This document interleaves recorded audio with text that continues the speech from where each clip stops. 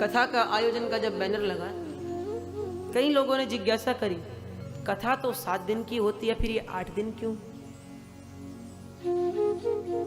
8 दिन में क्या करेंगे? ये जिज्ञासा अक्सर उनकी होती है जिन्हें 7 दिन में 1 दिन में आने की भी दिक्कत होती है। फिर भी भाई साहब बगल में जो बैठे हैं उनसे डर लगता है तो बैठना पड़ता है स्टेज पर, कहीं भी बैठना पड़ सकता है। किंतु 8 दिन की कथा का क्या मार्ग है, क्या तात्पर्य है? तो हम आज जिसकी चर्चा करेंगे वो है महात्म्य। सीधी सी बात है, किसी भी पुस्तक को आप पढ़ने जाएंगे तो पहले उसकी भूमिका दी जाती है। भैया ये किताब क्यों छपी, लेखक ने क्यों लिखी, तो वही सारी बातें आज हम करेंगे। गीता इनकी श्रीमद् भागवत महापुराण की क्या विशेषता है, क्या महिमा है? जगह जगह देखो तो यहाँ भी भागवत जी का आयोजन है, इधर भी भागवत जी का आयोजन है, पीछे आगे सब जगह भागवत जी का आयोजन चल रहा है। क्या कारण है? कुछ तो महिमा विशेष होगी। तो वही महिमा आज हम श्रवण करेंगे, किंतु वह महिमा भागवत जी का तो अंग नहीं है। भागवत जी तो जन्माद्यस्य से आरंभ होती है, वह तो भागवत जी का अंग थोड़ी ना है। मानो हम किसी के बारे में बता रहे हैं कि भैया इनका नाम यह है, ये है, लेकिन इससे पहले हम बताने लग जाए, उनकी महिमा का गान करने लग जाए, भैया वो बहुत अच्छा खाना भी बनाता है, बहुत अच्छा रिकॉर्डिंग भी करता है, बहुत अच्छा सामान भी बनाता है, तो ये यद्यपि उसकी महिमा है लेकिन उसके बायोडाटा का वो अंग नहीं है।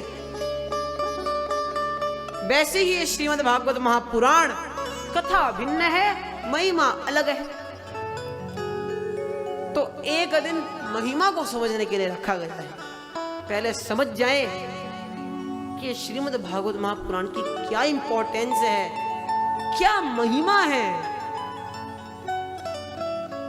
क्योंकि गोस्वामी जी महाराज कहते हैं, जाने बिनु न होए परतीति, और बिनु परतीति होए नहीं प्रीति।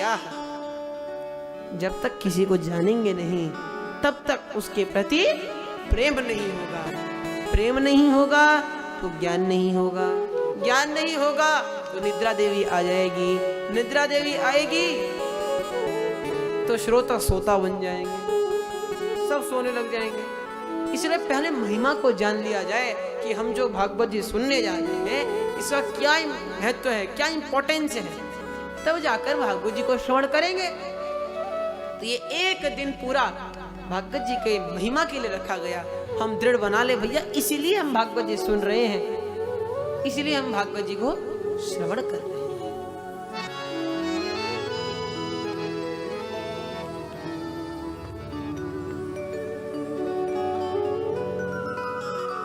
भागवत जी की महिमा में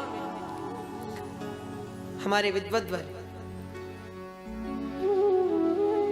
मूल पाठ कर रहे हैं। सबसे पहले मूल पाठ की विधि पढ़ी जाए तो विनियोग आता है। विनियोग क्या होता है भैया?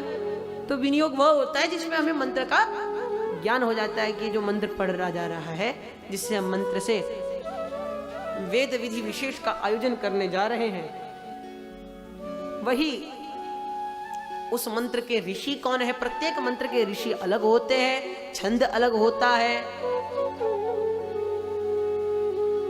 उसके देवता अलग होते हैं, सब इस बात से भिज्ञ हैं, कोई अनभिज्ञ नहीं है। तो वैसे ही श्रीमद् भागवत महापुराण की महिमा आरंभ करेंगे तो सबसे पहले आता है विनियोग।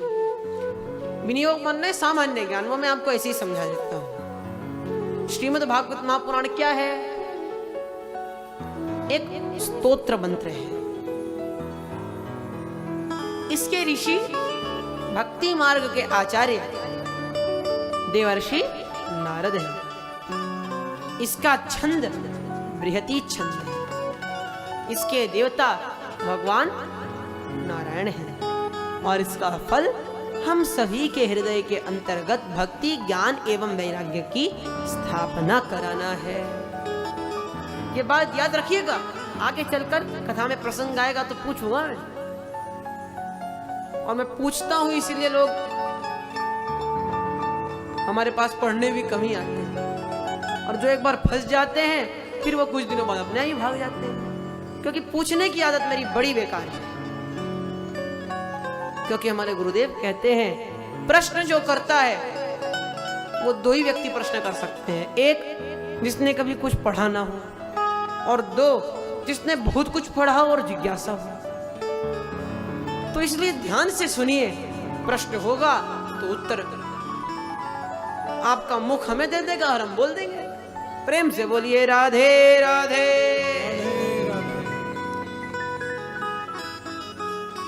इसके पश्चात आता है अथ ध्यानम। ध्यान आता है क्या? कस्तूरी तिलकम ललाट पटले वक्षस्थले कौस्तुभम। तात्पर्य समझिए, कस्तूरी तिलकम ललाट पटले वक्षस्थले कौस्तुभम। कस्तूरी तिलक लगा रखा है माथे पर, वक्षस्थल पर कौस्तुभ मणि धारण किए हैं। नासाग्रे वरमौक्तिकम करतले वेणु करे कंकणम। वेणु करे कंकणम। नासाग्रे वरमौक्तिकम, एक सुंदर सी मोती की नग अपनी नाक में धारण कर रखी है। करतले वेणु करे कंकणम, और हाथ में कंकण अर्थात आभूषण विशेष जो हाथ में पहना जाता है उसको धारण किए हैं। नासाग्रे वरमौक्तिकम करतले वेणु करे कंकणम सर्वांगे हरिचंदनम सुललितम कंठे च मुक्तावली गोपस्त्री परिवेष्टितो विजयते गोपाल चूड़ामणि। चूड़ामणि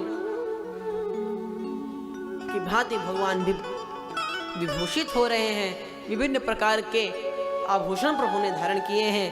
इस प्रकार विभिन्न प्रकार के आभूषण धारण किए हुए हम सबको हर्षाने के लिए परम पिता परमात्मा जो धरा पर अवतरित हैं, ऐसे भगवान श्री कृष्ण के चरणों में बारंबार प्रणाम करते हैं। बोले बाल कृष्ण लाल की जय।